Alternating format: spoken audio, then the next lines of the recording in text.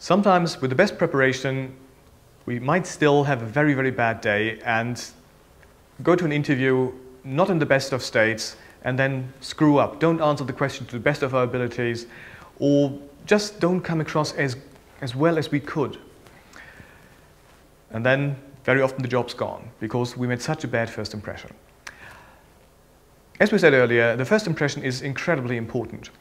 And here's a way to salvage it if you actually didn't have such a good impression the first time.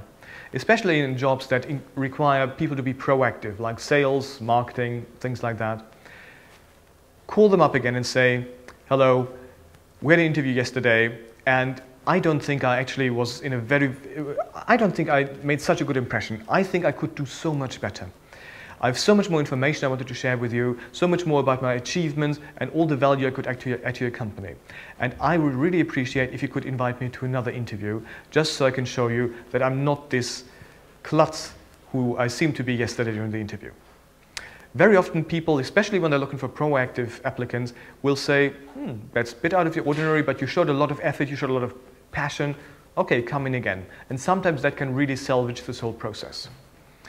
Another thing that's very useful, if you actually either had the interview or didn't even get an interview, call the company up and ask, why not? What happened?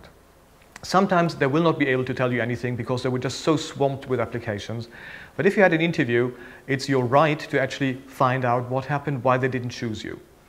And very often you get useful information because companies need to be able to demonstrate to a tribunal or a court why they chose one applicant over the other. So they will have a grading system, either a scoring matrix or some other means to find out exactly why this person was better than the other. So they should have information available to you, and that information can be very useful for your next application.